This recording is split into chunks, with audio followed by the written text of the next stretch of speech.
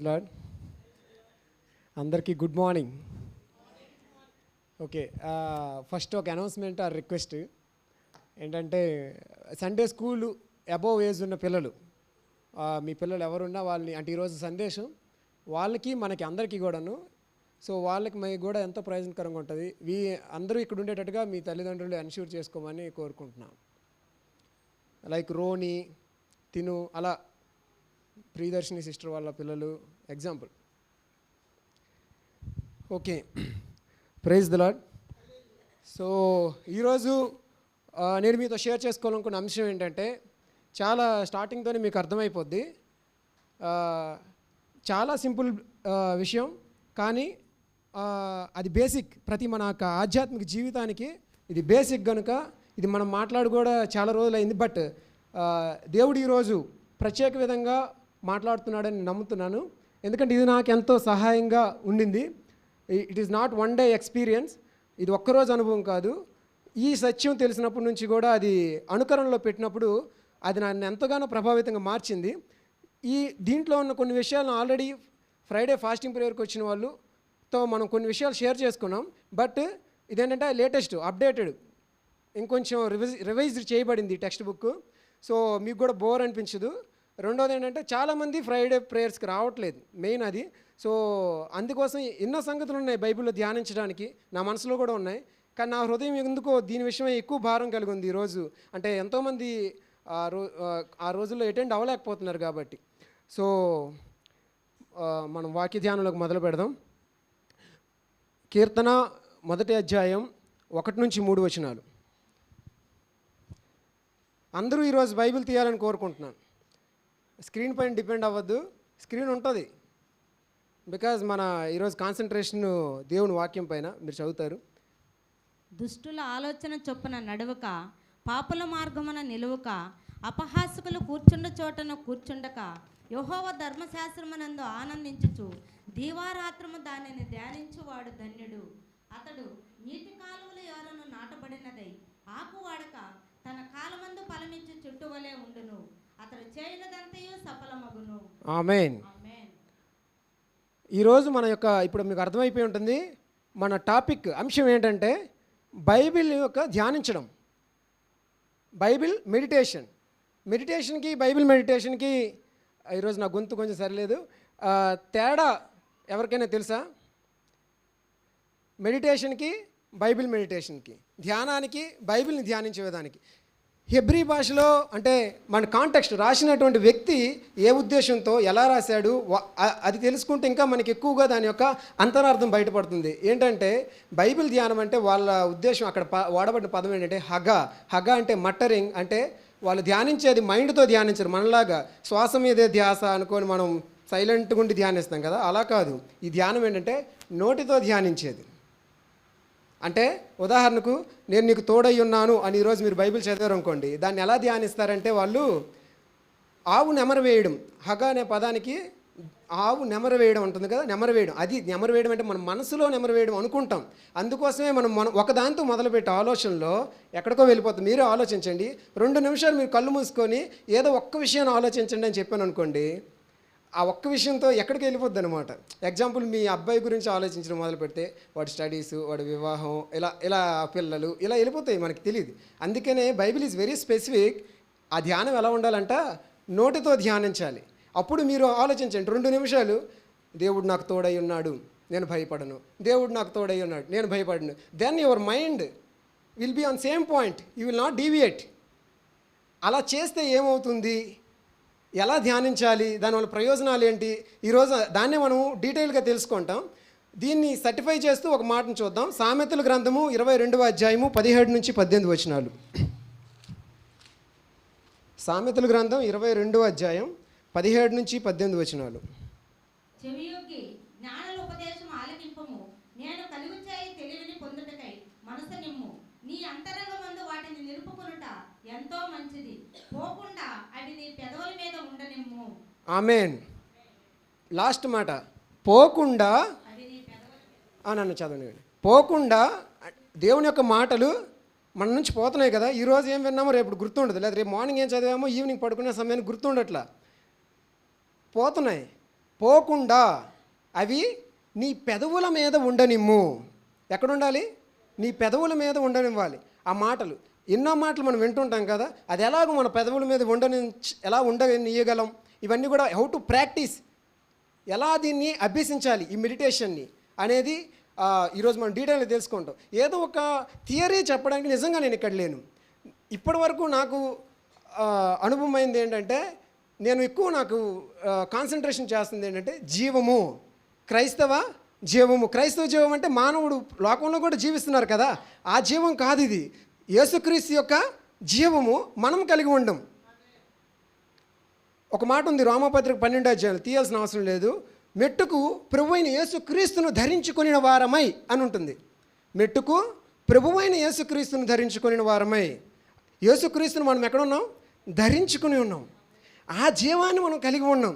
అది ఎలా ఆ జీవం అనేది మన నుంచి అప్పుడే ప్రేమ ఇవన్నీ వస్తాయి. మనం మెడిటేట్ చేసే ఆత్మఫలాలు, లేకపోతే ఏదైనా ఒక క్రైస్తవ జీవితానికి ఉన్న రోల్ మోడల్స్ అన్నీ కూడా అప్పుడే వస్తాయి. ఈ జీవానికి మూల కారణం ఏంటంటే, ఇప్పటివరకు నాకు కనిపించిన మాటలు ఏంటంటే, నీతిమంతుడు విశ్వాసం మూలంగా జీవించును. అంటే ఫస్ట్ ఫెయిత్ మూలంగానే జీవించును, జీవము. Okay, number 1. నెంబర్ 2, నా శరీరం తిని నా రక్తం త్రాగువాడు నిత్య జీవం గలవాడు, వాని యందు నేను నా యందు వాడు నిలిచి ఉంటాం. యోహాను సువార్త 6వ అధ్యాయం 54 ఆ వచనాలు ఉంటుంది. వీ విల్ మెడిటేట్ లేటర్, దాని గురించి తర్వాత ఎప్పుడైనా అవకాశం దొరికితే ధ్యానిద్దాం. అందులో ఏముంది? నా శరీరం తిని నా రక్తం త్రాగువాడు నిత్య జీవం గలవాడు. అది ఎలా అంటే నా జీవాన్ని కలవాడని ఇంకా డీటెయిల్గా ఉంటుంది. థర్డ్ వన్ ఏంటంటే, ఇక్కడుంది దేవుని వాక్యము. అక్కడ చూడండి, మనం వీఆర్ గోయింగ్ టు సీ దేవుని వాక్యంలో మనకి జీవం ఉంటుంది. దేవుని వాక్యం. మూడోది ఏంటంటే దేవుని వాక్యం. అదే ఈరోజు మనం ధ్యానించబోతున్నాం. ఎందుకు మనం ఇంకా ధ్యానించాలి అనే దానికోసం తిమోతికి రాసిన పత్రిక 2వ పత్రిక 3వ అధ్యాయం 14 నుంచి 17 వచనాలు.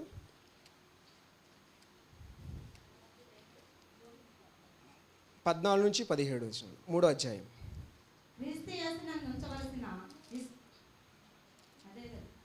క్రీస్తు యేసునందు ఉంచవలసిన విశ్వాసము ద్వారా రక్షణార్థమైన జ్ఞానము నీకు కలిగించుటకు శక్తిగల పరిశుద్ధ లేఖనములను బాల్యము నుండి నీవెరుగుదువు కనుక నీవు నేర్చుకొని రూఢి అని తెలుసుకొని అన్నవి ఎవరి వలన నేర్చుకుంటేవో ఆ సంగతి తెలుసుకొని వాటి యందు నిలకడగా ఉండుము. ఇక్కడ చూడండి 14, క్రీస్తు యేసునందు ఉంచవలసిన విశ్వాసం ద్వారా రక్షణార్థమైన జ్ఞానము నీకు కలిగించుటకు శక్తిగల పరిశుద్ధ లేఖనములను బాల్యం నుండి నీ వెరుగుదువు. ఈ వాక్యములు ఏం చేస్తున్నాయి? మనకి రక్షణార్థమైన జ్ఞానము నీకు కలిగించుటకు శక్తి కలిగినవి ఈ లేఖనాలు. ఈ లేఖనాల్లో ఏముంది? నీకు రక్షణార్థం, ఒక్కసారి రక్షించబడ్డం కాదు, అనుదినము మనం రక్షణ అంటే ఆ రక్షణలో కొనసాగడానికి కావలసినటువంటి జ్ఞానాన్ని ఇచ్చేటటువంటి శక్తి కలిగింది దేవుని వాక్యము. తర్వాత ఏముంది? తెలుసుకుని వాటి నిలుకడగా ఉండము. దైవజనుడు 16 నుంచి 17. ఓకే, అది మనం తర్వాత చూద్దాం. అలాగే 1 కొరింథీ 8:7.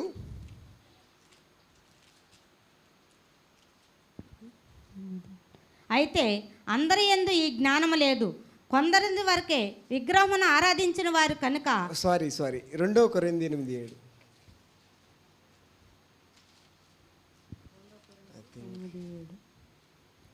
మీరు ప్రతి విషయములో అనగా విశ్వాసమందును ఉపదేశమందును జ్ఞానమందును సమస్త జాగ్రత్త యందును మీకు మాయడ ఉన్న ప్రేమ యందును ఎలాగో అభివృద్ధి పొందుచున్నారో అలాగే మీరు ఈ కృప యందు కూడా అభివృద్ధి పొందినట్లు చూచుకొనుడి.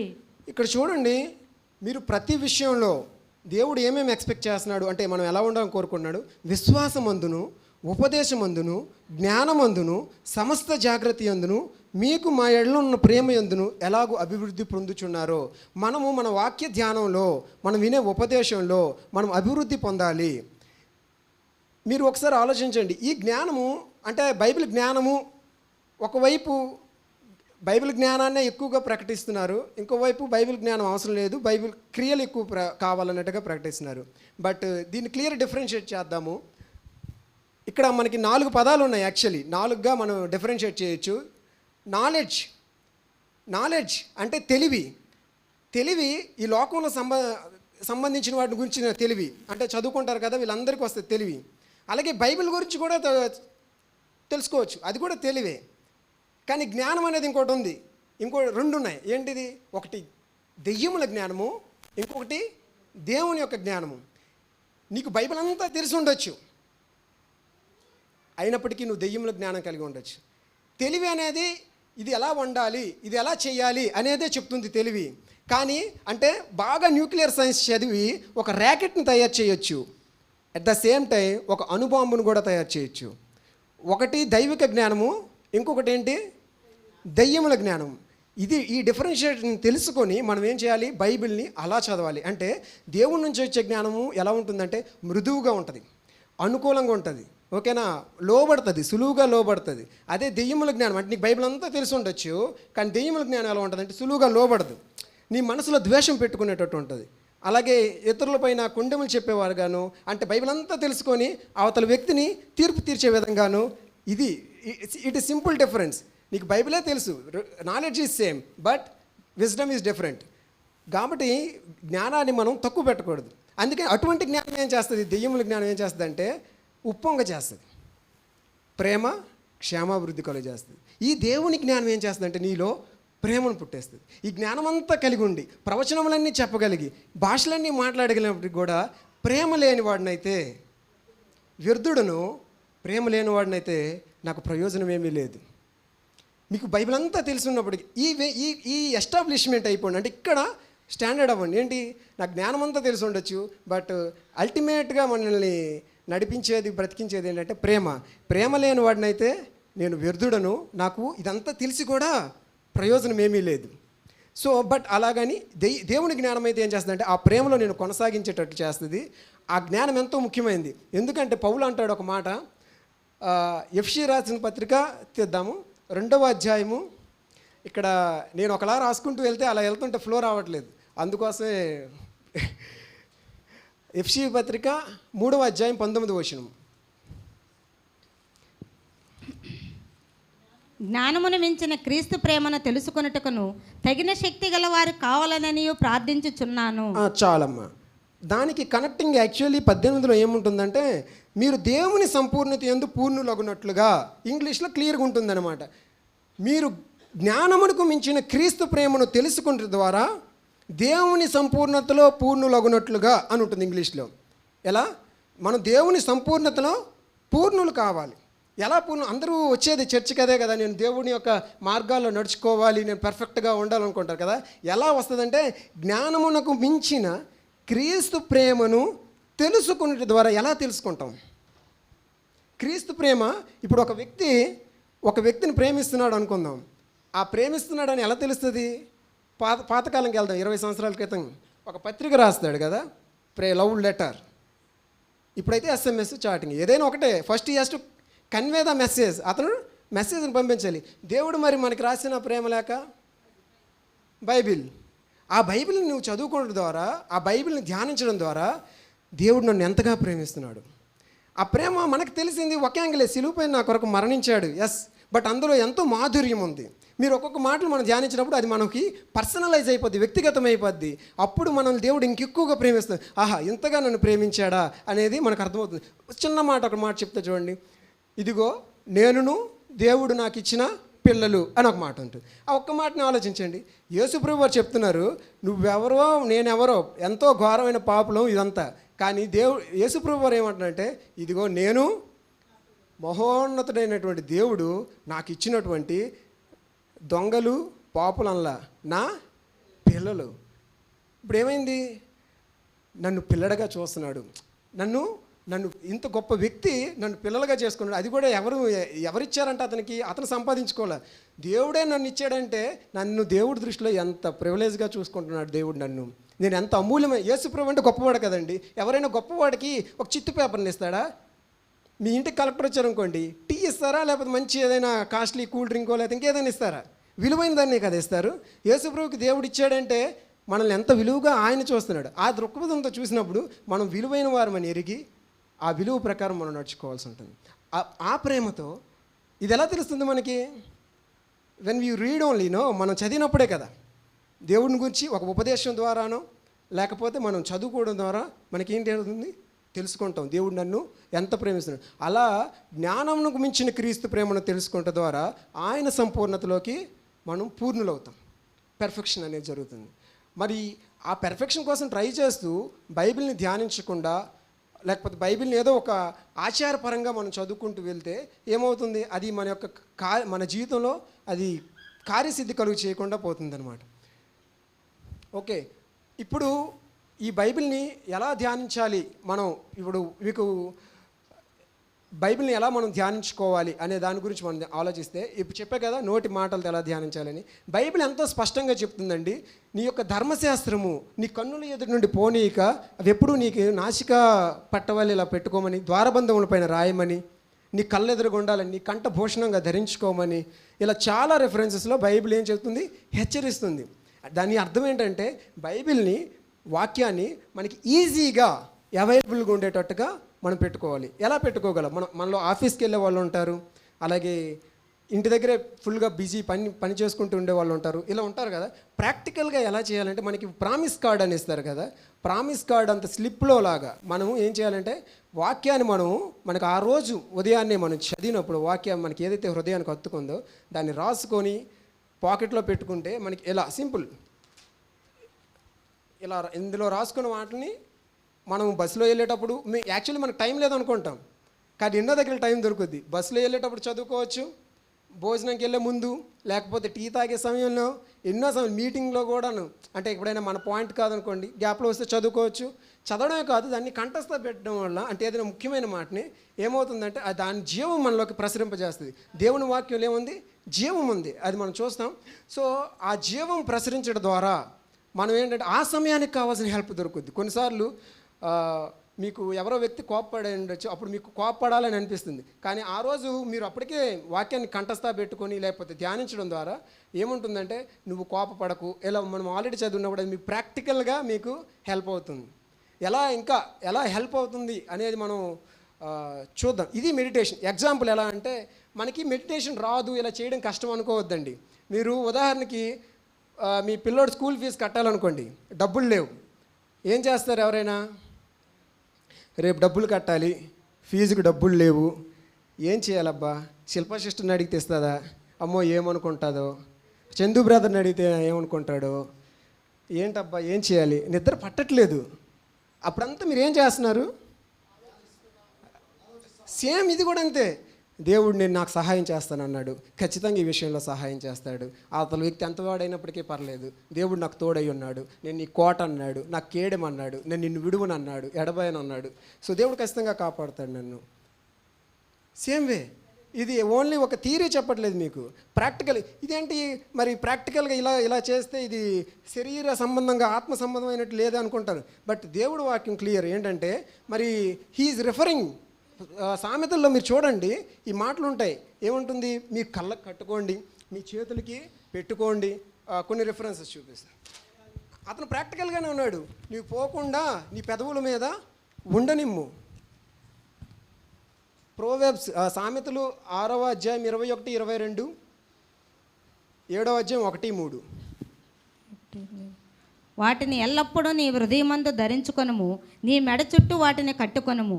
నీవు త్రోవను వెళ్ళినప్పుడు అది నిన్ను నడిపించును, నీవు పండుకొనినప్పుడు అది నిన్ను కాపాడును, నీవు మేలుకొనినప్పుడు అది నీతో ముచ్చటించును. 7వ అధ్యాయం 1 నుంచి 3, 1, 3. నా కుమారుడా, నా మాటలను మనసును ఉంచుకొనుము, నా ఆజ్ఞల్ని నీ యొద్ద దాచిపెట్టుకొనుము. నీ వ్రేళ్లకు వాటిని కట్టుకొనుము, నీ హృదయమును పలక మీద వాటిని వ్రాసుకొనుము. మీ వేళ్లకు అవి చదివేటప్పుడు మీరు కూడా చూడండి బైబిల్ని, మీ వేళ్లకు కట్టుకొనుము వాటిని. ఇది ప్రాక్టికల్గానే చేయాల్సిన, అంటే వేళ్ళకు కట్టుకుంటే రియల్గా వేళ్ళకని కాదు, ఈజీగా అవైలబుల్గా ఉండాలి నీకు వాక్యం. నువ్వు అప్పుడు చూడండి బస్సులో వెళ్ళేటప్పుడు, ట్రైన్లో వెళ్ళేటప్పుడు ఒక చిన్న స్లిప్ మీద మీరు ఈజీగా ఆ జీవం అనేది మీరు చూడగలరు. ఎందుకు వాక్యానికి ఎంత ప్రిఫరెన్స్ ఇవ్వబడుతుందంటే, ఒక దొంగ, యోహాను సువార్త 10వ అధ్యాయం 10వ వచనంలో ఈ మాటలు ఉంటాయి. దొంగ దొంగిలించడానికి, హత్య చేయడానికి, నాశనం చేయడానికి తప్ప మరి దేనికిని సంకీర్తన ఆరాధన చేసి నాకు హెల్ప్ చేయట్లేదు. రాడు. దొంగ దోచుకొనడానికి. అంటే మీ దగ్గర ఏదైనా ఒక విషయంలో మీరు నష్టపోతున్నారు, మీరు ఒక విషయంలో ఏదైనా ఫలభరితంగా లేరు, లేకపోతే ఉన్న వాటిని కోల్పోతున్నారు, ఇలా జరుగుతుంది, మీ యొక్క నెగిటివ్గా జరుగుతుంది సిచ్యువేషన్ అంతా అంటే ఫస్ట్ అవి మీకు ఇచ్చింది ఎవరు? దేవుడు మనకిచ్చాడు. దేవుని యొక్క వాక్యాన్ని మనం అంగీకరించడం ద్వారా, దేవుని వాక్యాన్ని మనము తీసుకోవడం, దేవుడే నా రక్షకుడు అని గ్రహించడం ద్వారా ఆ వాక్యమే నీలో ఏం చేస్తుందంటే, కీర్తన 1:3 ఉంది కదా, దివారాత్రులను వాక్యం ధ్యానించేవాడు ఆకు వాడక తన కాలమందు ఫలమిచ్చు చెట్టు వలె ఉంటాడు, నీటి కాలువల యొద్ద నాటబడినవాడే. అంటే వాడి ఫలాలన్నిటికీ కారణమైంది ఏంటి? దేవుని యొక్క వాక్యాన్ని. నీ దగ్గర నుంచి ఏ ఫలమైనా, నీ దగ్గర నుంచి ఏదైనా అభివృద్ధిని దొంగిలించాలంటే మొదట నీ నుంచి ఏం చేయాలంటే ఆ వాక్యాన్ని దొంగిలించాలి. అందుకనే ఆ వాక్యాన్ని దొంగిలించాలి. అందుకోసమే లోకాసు వార్తలో ప్రభువారు ఒక ఉపమానం చెప్తారు, విత్తువాడు యొక్క ఉపమానం. అక్కడ ఒక మాట ఉంటుంది, ఆ విత్తనం ఏంటి? ఆ విత్తనము దేవుని వాక్యము నీ దగ్గర. అందుకని ఫస్ట్ త్రోవ పక్కన పడిన విత్తనాల్ని పక్షులు వచ్చి తీసుకెళ్ళిపోయాయి, లేకపోతే నీ యొక్క ఐహిక విచారాలు వచ్చి అదిమేసాయి, ఇలా ఉంటుంది. రాతి బండ పైన నీ హృదయంలోకి తీసుకోలేదు కనుక అది ఎండిపోయింది. బట్ ఎవరైతే ఆ వాక్యాన్ని ఓపికతో అవలంబిస్తారో ఆ వాక్యం ఏం చేస్తుందంట, 30 60 100 ఫలింపజేస్తుంది. కాబట్టి ఫస్ట్ టార్గెట్ ఏంటంటే సాతానికి దేవుడి వాక్యాన్ని నీలో నుంచి దొంగలించడం. మీరు ఆలోచించండి, ఇంతవరకు చెప్పిన మెసేజ్లో ఎంతవరకు నేను ఇలా ధ్యానిస్తున్నాను అని మిమ్మల్ని మీరు పరీక్షించుకోండి. అంటే దినమంతట్లో మనం ఇలా ధ్యానిస్తున్నాము, మనం చేయట్లేదు. నిజానికి ఇది తెలిసి ఉండొచ్చు, దివారాత్రం ధ్యానించేవాడు ధన్యుడని తెలిసి ఉండొచ్చు, కానీ ఎంతమంది మనం అది ఎక్సర్సైజ్ చేస్తున్నాము. ఎందుకు మనం అది ప్రయారిటీ ఇవ్వట్లేదంటే we don't know about the power of the word of God. మనకు దేవుని యొక్క వాక్యం యొక్క శక్తి మనకు తెలియపోవచ్చు, బట్ ఒకరికి తెలుసు. ఎవరికి? సాతానికి తెలుసు. అందుకోసం ఫస్ట్ నీ హృదయంలో నుంచి ఆ వాక్యాన్ని దొంగలించడం ప్రయత్నం చేస్తున్నాయి. ద మూమెంట్ అతను నీకు వాక్యం నీ హృదయంలో నుంచి దొంగలించగలిగాడంటే that's all, you are prone to threat. నువ్వు హాని చేయబడ్డానికి ఇది ఉన్నా. కాబట్టి వాక్యాన్ని, అదే బైబిల్లో ఉన్నటువంటి ఏ మాట ఆ రోజు మీతో మాట్లాడతాడో ఆ మాటను మీరు ధ్యానించండి. అప్పుడు 20 30 60 100 ఫలిస్తుంది. యెహోషువ గ్రంథం 1:9.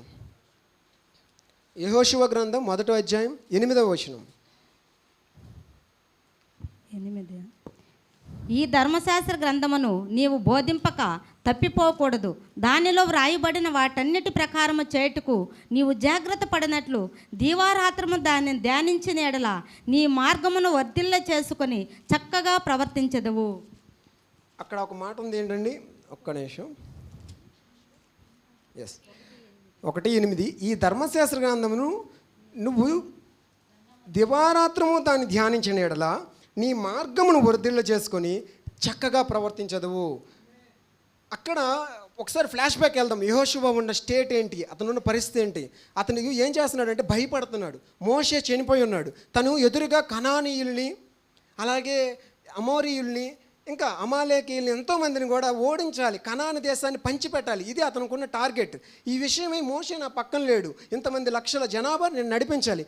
ఇదంతా కూడాను భౌతికపరమైనటువంటి గొప్ప రిక్వైర్మెంట్, అవసరత. అతనికి ఈ విషయంలో భయపడుతున్నాడు. అది సిచ్యువేషన్. ఆ టైంలో దేవుడు ఏం చెప్తున్నాడంటే, నువ్వు దివారాత్రములు ఆ వాక్యాన్ని ధ్యానించిన యెడల నీ మార్గమును నువ్వు వర్ధిల్ల చేసుకుంటావు. కీర్తనాకారుడు కూడా 1:3 అదే అంటున్నాడు. ఏమంటున్నాడు? తన కాలమందు ఇన్ ఈజ్ డ్యూ టైం, అతను ఏ అవసరంలో అయితే కావాలో ఆ అవసరంలో ఏం చేస్తాడంటే ఫలించే చెట్టు వల్ల ఉంటాడు. అతను చేయనిదంతయు కూడా, అక్కడ కూడా అదే ఉంది, he will prosper all his ways or all his works. అంటే అతను చేసినదంతా కూడాను సఫలమవుతుంది. ఇప్పుడు మన జీవితంలో కూడా మీ యొక్క కుమారుడో లేదా కుమార్తె లేదా పని, లేకపోతే ఒక క్రైస్తవ జీవితం, మీకున్న భౌతికపరమైన అవసరతలు లేకపోతే ఆధ్యాత్మిక అవసరతలు, వీటన్నిటిలో కూడాను దేవుడు వాక్యం ఏం చెప్తుందంటే, నువ్వు ఆ వాక్యాన్ని ధ్యానించిన యెడల నీ మార్గం, నువ్వే మార్గం గుండా వెళ్ళాలనుకుంటున్నావో, ఏ అవసరతలో నువ్వు వెళ్ళాలనుకుంటున్నావో, నీకు ఒక టార్గెట్ ఉంది కదా, నీకే తెలుసు, మీ హృదయానికే తెలుసు నాది ఈ టార్గెట్. ఎగ్జాంపుల్ సార్కి అయితే ఇప్పుడు దర్శన్ బ్రదర్ మ్యారేజ్ మేబీ అంటే లేటెస్ట్ టార్గెట్ అయ్యి ఉండొచ్చు. ఆ మార్గాన్ని వర్ధిల్ల చేసుకుంటాం. ఆమేన్. సో బైబిల్ని ఎప్పుడైనా ధ్యానించేటప్పుడు, చదివేటప్పుడు విల్ స్టార్ట్ ఎలాగ మనం మెడిటేట్ చేయాలి, అపొస్తలుడైన పౌలే ఒక రికమెండెడ్ ప్రేయర్ చేస్తున్నాడు. అతను చేస్తున్న ప్రార్థన మనము చేసి బైబిల్ మొదలు పెడదాం. ఎలాగో మనం దీంట్లో వర్దిల్లాలి. ఇంతవరకు మెడిటేషన్ అంటే ఐ థింక్ మీకు అర్థమైంది కదా, ఎలా దేవుని వాక్యం ధ్యానించాలి, ఆ వాక్యం ధ్యానించేటప్పుడు ఎటువంటి ప్రయోజనం అనేది కలుగుతుంది అనేది. ఓకేనా? సో అపొస్తలుడైన పౌలు ఎఫెసీ రాసిన పత్రిక 1వ అధ్యాయం 19వ వచనంలో మనకి ఇలా రికమెండ్ చేసిన ప్రేయర్. ఎఫెసీలకు రాసిన పత్రిక 1వ అధ్యాయం 19వ వచనం. 19. ఆయన మిమ్మల్ని పిలిచిన పిలుపు వలన ఆయన నిరీక్షణ ఎట్టిదో, పరిశుద్ధుల్లో ఆయన స్వాస్థ్యం యొక్క మహిమైశ్వర్యం ఎట్టిదో, ఆయన క్రీస్తునందు వినియోగపరిచిన బలాదేశమును బట్టి విశ్వసించు మన యందు ఆయన చూపుచున్న తన శక్తి యొక్క అపరిమితమైన మహత్యం ఎట్టిదో మీరు తెలుసుకొనవలనని మన ప్రభు అయిన యేసు యొక్క దేవుడైన మహిమ స్వరూపియగు తండ్రి తన్ను తెలుసుకొనుట యందు మీకు జ్ఞానమును ప్రత్యక్షతను గల మనసు అనుగ్రహించినట్లు నేను నా ప్రార్థనల యందు మిమ్మల్ని గూర్చి విజ్ఞాపన చేయుచున్నాను. ఆమేన్. ఆమేన్. అక్కడ చూడండి, లాస్ట్ వచనము నేను స్ట్రెస్ చేయాలనుకున్న అంశం ఏంటంటే, తన్ను తెలుసుకొనుట యందు, దేవుణ్ణి తెలుసుకొనుట యందు మీకు జ్ఞానమును ప్రత్యక్షత అంటే రివిలేషన్ గల మనస్సు, ఇంగ్లీష్లో స్పిరిట్ అంటే ఆత్మ అనుగ్రహించినట్లు నా ప్రార్థనల యందు మిమ్మల్ని గూర్చి విజ్ఞాపన చేయుచున్నాను. ఇది మన ప్రార్థన కూడా అయి ఉండాలి. ఏంటి మన ప్రార్థన అయి ఉండాలి? దేవా, నిన్ను తెలుసుకొనుట యందు. బైబిల్ అంతా తెలుసుకోవడం వల్ల ఏం ఉపయోగం లేదు. ఆ బైబిల్లో ఎవరిని తెలుసుకోవాలి? జ్ఞానమునకు మించిన మహిమాస్వరూపియగు క్రీస్తును తెలుసుకోవాలి. క్రీస్తును కూర్చిన జ్ఞానం ఏంటి? రక్షణ జ్ఞానం అది. సో నిన్ను తెలుసుకొనుట యందు జ్ఞానమును ప్రత్యక్షత, రివల్యూషన్, మర్మము అనేది ఆయన కూర్చున్నటువంటి సత్యము తెలుసుకున్నట్టుకు కావలసిన మనస్సు, ఆత్మను దయచి ఆ ఆత్మను అనుగ్రహించి ప్రభువా. ఇది ఇలా మనం ఈ ప్రేయర్తో ఇట్ ఈజ్ రికమెండెడ్ టు, అంటే పౌలే మన గురించి ప్రార్థిస్తున్నాడు. ఏంటని? ఆయన గురించిన జ్ఞానమును ప్రత్యక్షత తెలుసుకున్నట్టుకు గల ఆత్మ మీకు కావాలని నేను ఎల్లప్పుడూ ప్రార్థిస్తున్నాను. సో ఇదొక ప్రేయర్ మనం జీవితాంతం కూడా చేసి ముందుకు వెళ్ళాల్సినటువంటి ప్రేయర్. ఓకే,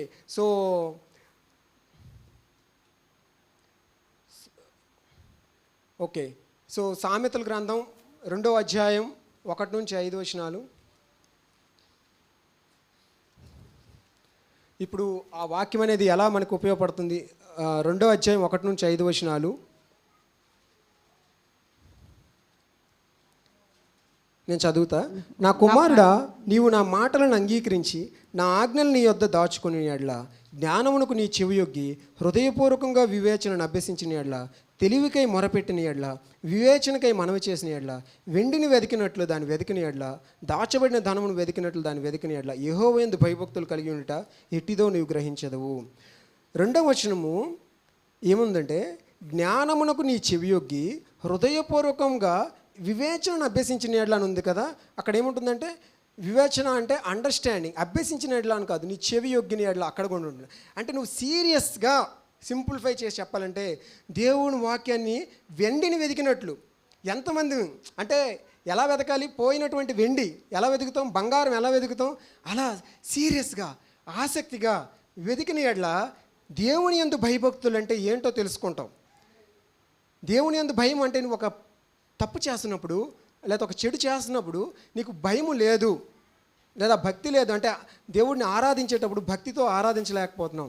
లేకపోతే దేవుడంటే ఏంటి అని తెలుసుకోవాలనుకున్నాలంటే ఫస్ట్ ఏం చెప్తున్నానంటే, ఆయన యొక్క వాక్యాన్ని జ్ఞానమునకు నీ చెవియొగ్గిన ఎడల, హృదయపూర్వకంగా అంటే నీ మనసు పూర్వకంగా దాన్ని వెతికిన ఎడల అప్పుడు తెలుసుకుంటాం దేవుడంటే ఏంటి, ఆ మహిమా స్వరూపి అయిన క్రీస్తు అంటే ఎవరు, ఆయన నా కోసం ఏం చేశాడు, ఆయన ఏమై ఉన్నాడు, ఆయనకి నేనేమై ఉన్నాను అనేటటువంటి సత్యాన్ని మనం తెలుసుకుంటాం. అప్పుడు ఏమవుతుందంటే 10-11 వచనాలు, జ్ఞానము నీ హృదయమున చొచ్చును, తెలివి నీకు మనోహరంగా నుండును, బుద్ధి నిన్ను కాపాడును, వివేచన నీకు కావాలి కాయను. ఇక్కడ చొచ్చును ఉండును అని ఉంది కదా 10వ వచనం.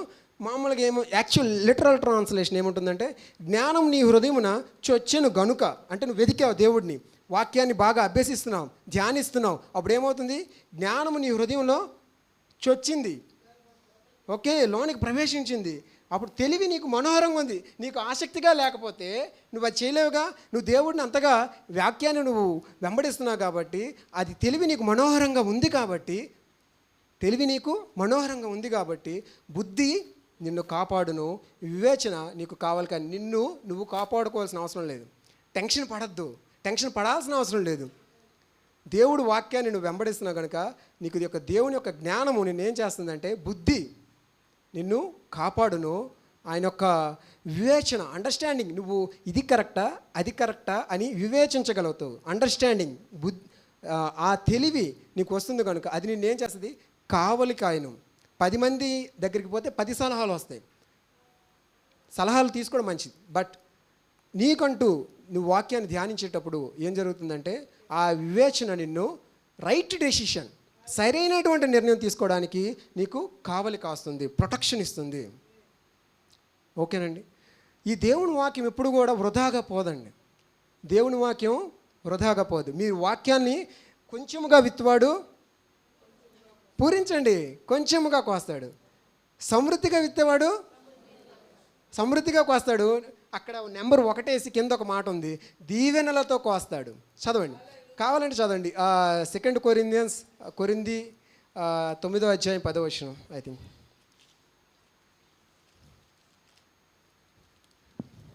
విత్తువానికి విత్తనమును ఆగమ్మ 6వ వచనం.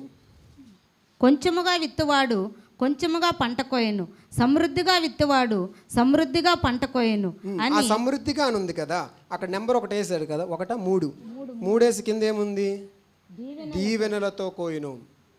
సో మీరు మీ జీవితాల్లో, మీ అనుదిన జీవితంలో కొంచెముగా దేవుడికి అవకాశం ఇస్తే, నాకు నిజంగా ఇది అడ్డంగా ఉంది.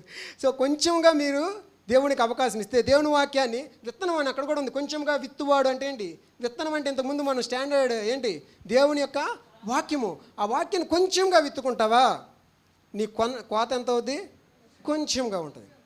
సమృద్ధిగా విత్తావా, నీ హృదయంలోకి సమృద్ధిగా విత్తుకున్నావా, నువ్వు ఎలా కోస్తావు పంటని, సమృద్ధిగా దీవెనలతో నీ పంటను కోస్తావు. భూ సంబంధమైనటువంటి పంట గురించి నేను మాట్లాడలేదు, అది వస్తుంది ఆబ్వియస్, దేవుడి వాక్యం ఎక్కడుంది అక్కడ. అలాగే ఆత్మ సంబంధమైన వాక్యం కూడా, దీవెన కూడా నీకు వస్తుంది. యెషయా గ్రంథము 50వ అధ్యాయము, యెషయా గ్రంథము 50వ అధ్యాయము 55వ అధ్యాయము 10 నుంచి 12 వచనాలు. వర్షమును హిమమును ఆకాశము నుండి వచ్చి అక్కడికి ఎలాగూ మరలక భూమిని తడిపి విత్తువానికి విత్తనమును భుజించువానికి ఆహారమును కలుగుటకై అది చిగిర్చి వర్ధిల్లునట్లు చేయును. అలాగే నా నోట నుండి వచనమును ఉండును. నిష్ఫలముగా నా యొద్దకు మరలక అది నాకు అనుకూలమైన దాన్ని నెరవేర్చును. నేను పంపిన కార్యమును సఫలము చేయును. మీరు సంతోషముగా బయలు వెళ్ళుదురు, సమాధానము పొంది తోడుకొని పోబడుదురు. ఆమేన్. ఆమేన్. 50వ అధ్యాయం 4వ వచనం. ఇదిగో 54 50వ అధ్యాయం 4వ వచనం. అలసిన వానిని మాటల చేత ఓరడించి జ్ఞానము నాకు కలుగునట్లు శిష్యునికి తగిన నోరు యెహోవా నాకు దయచేసి ఉన్నాడు. శిష్యులు వినున్నట్లుగా నేను వినుటకై ఆయన ప్రతి ఉదయమున నాకు వినుబుద్ధి పుట్టించున్నాడు. ప్రభువుకు యెహోవా నా చెవుకి వినుబుద్ధి పుట్టింపగా నేను ఆయన మీద తిరుగుబాటు చేయలేదు, వినకుండా నేను తొలగిపోలేదు. నువ్వు వాక్యాన్ని ధ్యానిస్తే, అందరూ యాక్టివ్గా ఉండండి, హల్లెలూయా చెప్పండి ఒకసారి. Okay, problem okay, it is with me I think. వాక్యాన్ని నువ్వు ధ్యానిస్తే, ఇంతకుముందు అన్నా కదా సమృద్ధిగా పంటకు వస్తావని, ఆ పంట ఏంటో ఇక్కడ ఒకసారి చూద్దాం. 50వ అధ్యాయం 4వ వచనం ఉంది, అలసిన వానిని ఓరడించు, మాటల చేత ఓరడించు జ్ఞానము. ఎంతమందికి ఒక కష్టంలో ఉంటే, ఒక నష్టంలో, బాధలో ఉంటే, సార్ ఒకసారి ఎగ్జాంపుల్ చెప్తారు, నాకు బాగా దేవుడు దీవించాడు, అది కాదు, వాడిని ఓరడించే జ్ఞానము నాకు కలుగునట్లు శిష్యునికి తగిన నోరు. ఆ మాటలు అంటే జ్ఞానము కలిగి నోరు తెరుచునని గుణవతి యొక్క స్త్రీ గురించి ఉంది కదా, ఆ నోరు నాకు కలుగు చేశాను. అలాగే ప్రతి ఉదయమున శిష్యుడు వినున్నట్లుగా నాకు వినుబుద్ధి పుట్టించుచున్నాడు. ఫస్ట్ నువ్వు ఒకటి మాట్లాడాలంటే, ఒక టెలిగ్రామ్ ఇవ్వాలంటే ఫస్ట్ నీ దగ్గర ఒకటి ఉండాలిగా. మాట్లాడాలంటే ఆ వినుబుద్ధి, అంటే ఇది రివర్స్లో మనం చదవాలి. ప్రతి ఉదయము స్పెసిఫిక్, ఎందుకంటే ప్రశాంతంగా ఉంటుంది, ప్లెజెంట్గా ఉంటుంది. నువ్వు 10 గంటలకు లేచి ఆ పిల్లలకి క్యారియర్లు ఓకే, బట్టలు ఉతికి ఇవన్నీ చేసి అమ్మయ్య 1 గంటకి తీరికయ్యాననేసి కొంచెం భోజనం చేసి ఒక పాట ఒక వాక్యం చదివి పడుకొని అలా చేస్తే నీకే తెలిసిపోద్ది. మనకే నీకు అన్నందుకు మీకే తెలిసిపోతుంది. ప్రతి ఉదయమున అంటే కొంతమంది నైట్ డ్యూటీ చూసి వస్తారు, వాళ్ళ గురించి నేను మాట్లాడలేదు, రెగ్యులర్గా ఉండే వాళ్ళ గురించి చెప్తున్నా. ప్రతి ఉదయమున మనందరికీ వినుబుద్ధి ఈరోజు పుట్టిస్తున్నాడు. ఆ వినుబుద్ధికి నేను వినకుండా తిరుగుబాటు చేయలేదు. Don't neglect. Prabhakar brother January 1st వీక్లో చెప్పారు, మనలో ప్రేరణ ఉంది, స్పందన లేదు. I right brother? సో దేవుడు ఈరోజు కలిగిస్తున్న ప్రేరణకు మీకు ఈ వాక్యం అంతా నేను పర్ఫెక్ట్గా డెలిబరేట్గా నేను ప్రజెంట్ చేయలేకపోవచ్చు. బట్ కంటెంట్ ఐ హోప్ మీరు అర్థం చేసుకుంటాను అనుకుంటున్నా. ఏంటి, ఆయన వినుబుద్ధి పుట్టిస్తుండగా ఆ బుద్ధిని ఆ వినాలనే దాన్ని మీరు త్రోసివేయకండి. మీరు 6 గంటలకి లేస్తే పిల్లలు లేస్తారు అనుకుంటే 5 గంటలకు లేయండి. సెటరేట్ చేసుకోవాలి, మనకు మనమే అడ్జస్ట్ చేసుకోవాలి. అంతా దేవుడే నాకు ఒక అవకాశం ఇవ్వాలి అనేటట్లుగా చేయొద్దు, అనుకోవద్దు. శిష్యుడు అంటే ఎలా ఉంటాడు? శిష్యుడు అనే మాటకి ఇంగ్లీష్లో ఏముందంటే నేర్చుకునేవాడు. ఎంతమందికి ఈరోజు నేర్చుకోవాలని ఉంది? హల్లెలూయా గట్టిగా చెప్పండి, హల్లెలూయా. దేవా ఈరోజు మా అందరికీ అటు వినుబుద్ధిని పుట్టించుము. ఆమేన్. ఇప్పుడు 55వ అధ్యాయం చదువుదాం. 10వ వచనం నుంచి నేను చదువుతాను. వర్షమును హిమమును ఆకాశము నుండి వచ్చి అక్కడికి ఎలాగూ మరలక భూమిని తడిపి విత్తువానికి విత్తనమును భుజించువానికి ఆహారమును కలుగుటకై అది చిగిర్చి వర్ధిల్లునట్లు చేయనో అలాగే నా నోటి నుండి వచ్చి వచనమును ఉండును. ఆయన నోటి నుండి వచ్చేటటువంటి వచనము ఇక్కడ కూడా విత్తనం గురించే పోల్చి చెప్పాడు. చూడండి అది ఎలా ఉంటుందంటే ఊరికే భూమిని తడిపి వెళ్ళిపోదు, అది విత్తేవానికి విత్తనము. ఇప్పుడు నేనేం చేస్తున్నా? విత్తేవానికి విత్తనము. ఇప్పుడు డైలీ నేను మెడిటేట్ చేశాను అనుకోండి, ఇక్కడికి వచ్చి షేర్ చేసుకుంటున్నారు కదా, వాళ్ళందరికీ ఈరోజు నువ్వు వాక్యం చెప్పు అనగానే కంగారు పడిపోవాల్సిన అవసరం లేదు. ఎవరు కూడా కంగారు పడరు. ఎందుకంటే ఆల్రెడీ దేవుడి వాక్యాన్ని ధ్యానిస్తున్నప్పుడు దేవా ఏం చెప్పమంటావు అనే దాని గురించే క్లారిటీ కావాలి. కానీ ఆ అంశం గురించి మరలా బైబిల్ అంతా తెగంచి చేయాల్సిన అవసరం ఉండదు. బికాజ్ ఆల్రెడీ అతను ఆక్యుపై అయిపోయి ఉన్నాడు, దేవుడి వాక్యంతో ఎక్విప్ అయిపోయి ఉన్నాడు. కాబట్టి ఏమవుతుంది, విత్తువానికి కావాల్సిన ధాన్య బస్తాలు వాడి ఇంట్లో ఉంటాయి. కాబట్టి ఆ వాక్యం చదివేటప్పుడు ఏం చేస్తుందంటే విత్తువానికి విత్తనమును భుజించువానికి అందరికీ భుజించువానికి ఆహారమే కదా జీవాన్ని ఇస్తుంది, ఆ ఆహారాన్ని కలిగిస్తుంది. అలా నా వచనం ఉంటుంది. అది 11 నిష్ఫలముగా నా యొద్దకు మరలక అది నాకు అనుకూలమైన దాన్ని నెరవేర్చును. ఆయనకు అనుకూలమైన దాన్ని నీ జీవితంలో నెరవేరుస్తుంది. ఆయనకు అనుకూలం అంటే ఆయన అనుకూలం అనే మాటకి ఇంగ్లీష్లో మంచి పదం ఉంటుంది నాకు తెలిసి, ఫేవరబుల్. ఆయనకి ఏదైతే ఫేవర్ ఆయనకి ఇష్టమో, మనం అంటాం కదా ఫ్యాన్స్ అని, ఆయన అంటే నాకు ఇష్టం అన్నట్టుగా. సో ఆయన నీ జీవితంలో ఎటువంటి గొప్ప ప్రణాళికలు గల ఆశలు పుట్టించట్లేదు. నేను బైబిల్నే చెప్తున్నాను, రాక్ బాటమ్ నుంచే చెప్తున్నా. నీ జీవితంలో నా జీవితంలో ప్రతి ఒక్కరి జీవితంలో గొప్ప ఉద్దేశాలు ఉన్నాయి. ఆ దాంట్లో డౌటే లేదు, డౌట్ లేదు. నిన్ను రక్షించుకున్నప్పుడే, నిన్ను ఏర్పరచుకున్నప్పుడే, నిన్ను పిలుచుకున్నప్పుడే ఆయనకి గొప్ప ప్రణాళికలు కలిగి ఉన్నాయి. కనుక ఈరోజు మనం ఇక్కడ ఉన్నాం, దీంట్లో డౌట్ లేదు. కానీ నీ జీవితం నిర్వీర్యంగా వ్యర్థంగా కొనసాగిపోతుందా? ఆ దినములు ఒక భక్తుడు రాస్తాడు కదా, నా జీవించే దినములు నా లెక్కింపు నేర్పమన్నట్లు. సో వ్యర్థంగా ఎన్నో సంవత్సరాలు నన్ను దాటిపోతున్నాయి అంటే కారణం ఏంటంటే ఒకసారి మీరు కళ్ళు మూసుకొని ఆలోచించండి ఒక్క క్షణం. నేను దేవుడు వాక్యాన్ని బేసిక్సే, కానీ వెదర్ ఐఎమ్ ఫాలోయింగ్ బేసిక్స్ అని వదలడానికి ఏదీ లేదు. దేవుని ప్రేమ బేసిక్ అనుకుంటాం, కానీ అక్కడే మన స్టాండింగ్. దేవుని వాక్యం మన బేసిక్ అనుకుంటాం, ఒకే ఒక చాప్టర్ చదువుకుంటే అయిపోద్ది అనుకుంటాం. కాదు, ఇక్కడే జీవం ఉంది. అక్కడి నుంచి మొదలు పెడితే నీ పట్ల తనకు అనుకూలమైనటువంటి ప్రణాళిక ఖచ్చితంగా నువ్వేదైనా అనుకోవచ్చు. సార్ అన్నారు నేను అమెరికా ప్రెసిడెంట్ అవ్వాలనుకుంటున్నాను అనుకోవడం తప్పేం లేదు. నీది కాదు, ఆయన నీ పట్ల ఏ తలంపు కలిగి ఉన్నాడో అది నెరవేరుస్తాడు. ఆమేన్. నాకు చాలాసార్లు రాంబాబు బ్రదరు కాలేజీలు ఈ మధ్య ఉంటుంది, అంటే మేము చదువుకున్నప్పటి నుంచి కూడా ఉండింది, ఏంటంటే సర్ప్రైజ్ టెస్ట్లు అంటారనమాట. ఏం టెస్ట్లు? సర్ప్రైజ్ టెస్ట్లు. స్కూల్ చిల్డ్రన్కి కాలేజ్ చిల్డ్రన్కి పెడతారు. ఆ టెస్ట్లు అంటే ఏంటో తెలుసా? ఏ రోజు ఎగ్జామ్ ఉంటుందో తెలియదు. సడన్గా స్కూల్కి వచ్చేటప్పుడు ఈరోజు ఎగ్జామ్ రా అంటారు. అందులో ఎక్కువ మార్కులు ఎవరు తెచ్చుకోగలరు చెప్పండి?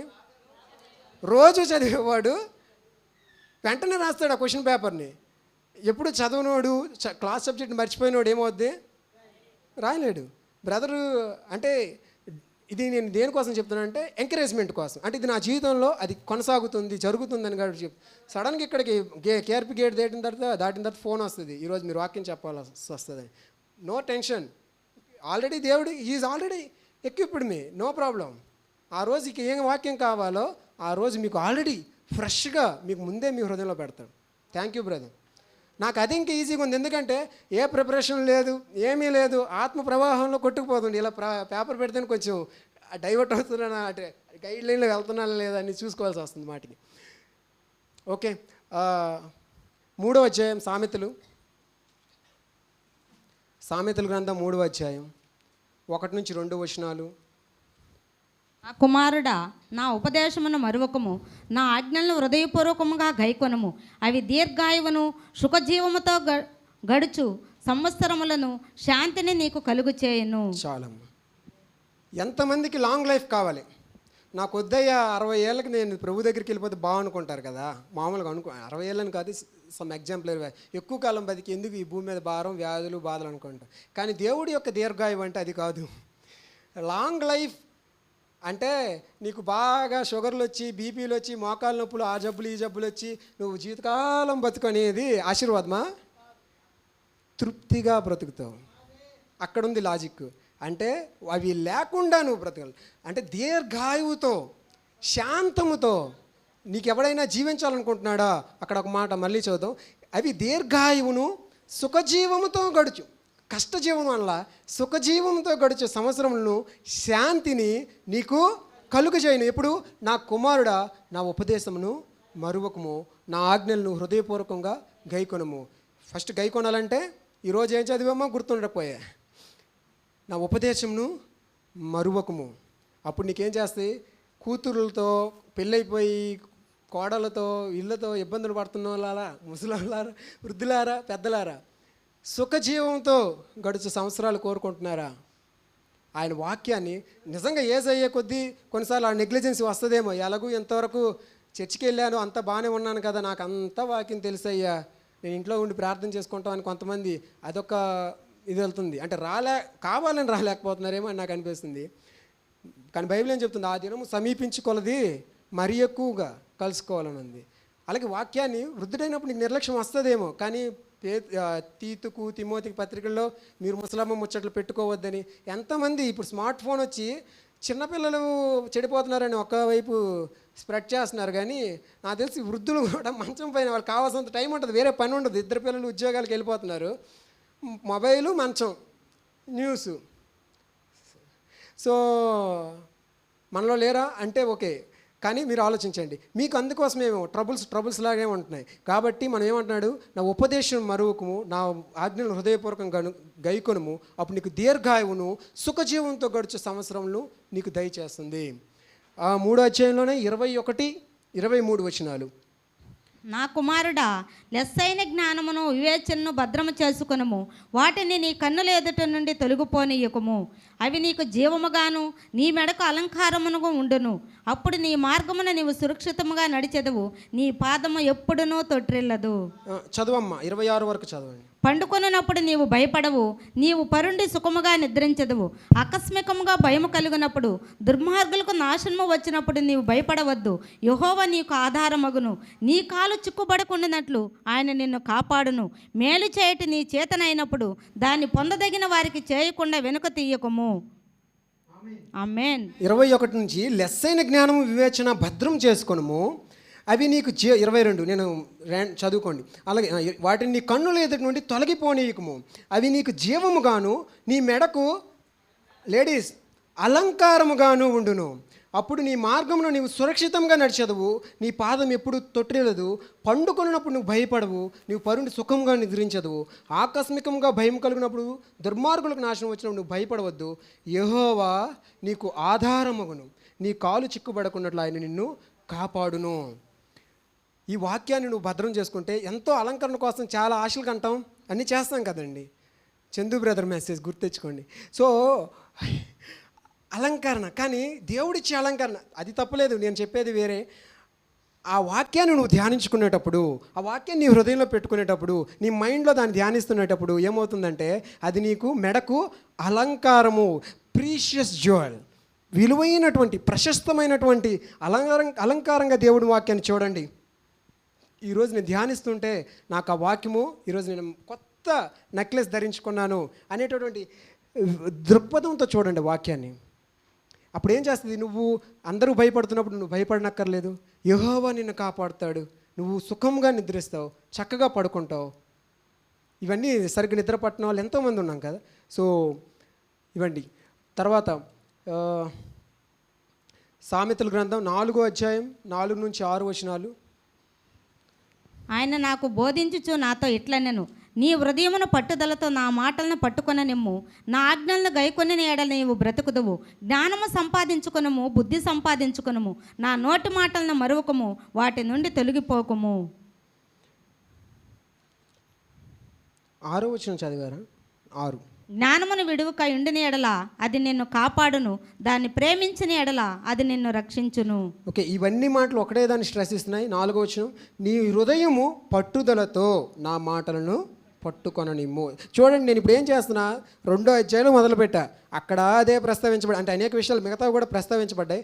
ప్రతి అధ్యాయంలో కూడా కనీసం కొన్ని వచనాలు నా వాక్యాన్ని మరువకము, 3వ అధ్యాయం మరువకము, అవి నిన్ను ఇలా చేస్తాయి అలా చేస్తాయి.